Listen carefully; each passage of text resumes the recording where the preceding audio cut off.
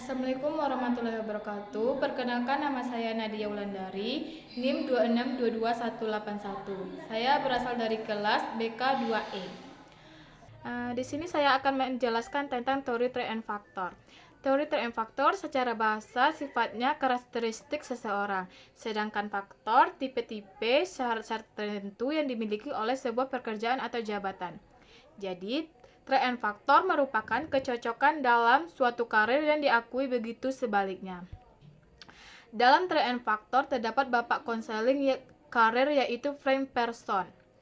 Adapun keunggulan dan kelemahan dari trait and factor. Keunggulannya yang pertama yaitu klien mendapatkan data yang akurat dan valid tentang dirinya melalui tes dan non-tes. Yang kedua, klien mendapatkan berbagai tawaran terhadap pilihan pekerjaan. Kelemahan dari trait and factor yaitu pertama, klien bersifat pasif dan konselor aktif. Yang kedua, teori Ginsberg menyatakan bahwa dalam proses pemilihan karir, anak cenderung dipengaruhi oleh faktor ujiannya. Di dalam teori Ginsberg terdapat 3 tahapan. Yang pertama, anak berusia 10-12 tahun. Yang kedua, anak berusia 11-18 tahun. Yang ketiga, anak usia 18-22 tahun. Tahap ini disebut dengan fantasi, tentatif, dan realistis. Yang ketiga, teori Enru berfokus pada pemikiran pemilihan kerja berdasarkan berorientasi pada pola asuh. Teori Enru ini biasanya disebut pemilihan karir dengan pendekatan kebutuhan. Pilihan karir ini dipengaruhi sebagai berikut. Yang pertama, pengaruh genetik terhadap keputusan karir. Yang kedua yaitu pengalaman masa kecil dan pola asuh. Yang ketiga, kebutuhan manusia.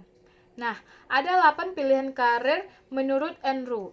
Yang pertama yaitu jasa, kedua kontak bisnis, ketiga organisasi, keempat teologi, kelima luar rumah, keenam sains, ketujuh budaya umum, dan terakhir seni dan hiburan.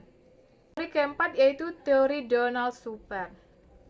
Teori Donald Super merupakan mengasumsikan perkembangan karir, merupakan peranan individu dalam dunia yang mereka tempati.